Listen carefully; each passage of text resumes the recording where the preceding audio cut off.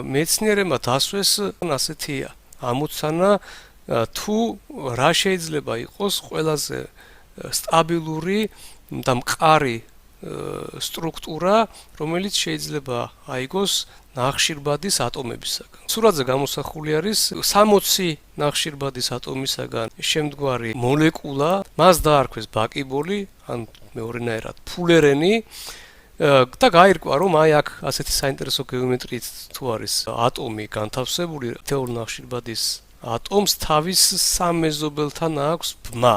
აი სფეროს ზედაპირზე ასეთი საინტერესო წესით რომ განვათავსოთ ეს ნახშირბადის ატომები და მათი რაოდენობა რო იყოს 60, ირკვევა რომ აი ასეთი სტრუქტურა არის ყველაზე სტაბილური და ეს გათვლა მოხერხდა კომპიუტერებზე, იწინასწარმეტყველეს და ამის შემდეგ ლაბორატორიაში მეცნიერებმა მოახერხეს რომ შეექმნათ აი ეს ფულერენის მოლეკულა. თვითონ თავისთავად საინტერესოა ისა რომ ჩვენ ვიცით რომ ნახშირბადის ატომი ჩვეულებრივი იზოტოპი შედგება ბირთვისაგან და ამ ბირთვის გარშემო მოძრავი 6 ელექტრონისაგან, რაც ნიშნავს იმას, რომ თვითონ ბირთვში უნდა იყოს 6 ცალი პროტონი და 6 ნეიტრონი. აი ამ ნახშირბადის ატომის თვისება როგორც ჩანს განაპირობებს იმას, რომ აი ასეთი სტრუქტურაში ყველაზე სტაბილური არის აი ეს 60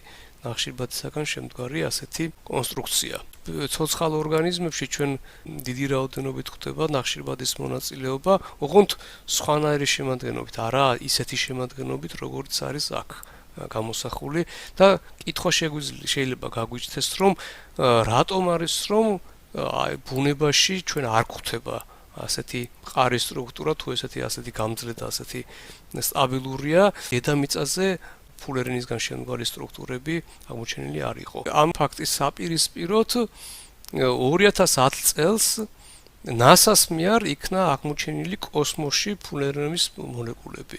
კერძოდ NASA-ს დაკვირვებებმა აჩვენეს, რომ ნისლეულში, კერძოდ თეთრი ჯუჯას T1 ტიპის ნისლეულში, რომელიც ჩვენგან დაშორებულია ფანტასტიკურად დიდი მანძილით 6500 სინათლის წელით. სპექტრულმა ანალიზმა აჩვენა, რომ აი ამ ნისლეულში მოთავსებულ გაზში მოიპოვება აი ამ C60-ის, კერძოდ ეს ფულერენის მოლეკულები, აი ესეთი საინტერესო სტრუქტურები. ისიც გაირკვა, რომ აი ამ ფულერენის მოლეკულების ზომა არის დაახლოებით 1 ნანომეტრი. მოლეკულურ დონეზე ეს არ ითვლება პატარად, იმიტომ რომ აი შედარებისათვის თუ მოვიყვანთ წყლის მოლეკულას, აი წყლის მოლეკულაზე დაახლოებით ეს 3-ჯერ დიდი არის ეს ფულერენის მოლეკულა. ასეთ შორეულ ასტრონომიულ ობიექტში საიდან დავასკვენით, რომ აი მანდამაინც ეს სტრუქტურა არის და არა სხვა. როგორც ირკვევა ნებისმიერ ატომს, ნებისმიერ მოლეკულას აქვს თავისი თვისება გამოასხიოს და შთანთქას სინათლე გარკვეული სიხშირით, ანუ სხვადასხვა ფერებით. და აი ამის მიხედვით ხდება ამ ნივთიერებების გარჩევა. აი ამ სურათზე გამოსახულია C60-ის სპექტრი, ხოლო აქ გამოსახულია C70-ის სპექტრი და აი სწორედ ამ სპექტრული ანალიზის საშუალებით მეცნიერები უკვე დარწმუნებული იყვნენ, რომ ამ ნისლეულში სწორედ ეს C60 მოიპოვება. როგორც ყოველ ადამიანს დედამიწაზე აქვს უნიკალური ხელის ანაბეჭდები, ასევე ამ სპექტროსკოპით ჩვენ ვაკეთებთ ზუსტ იდენტიფიკაციას თუ რა ნივთიერებასთან გვაქვს საქმე.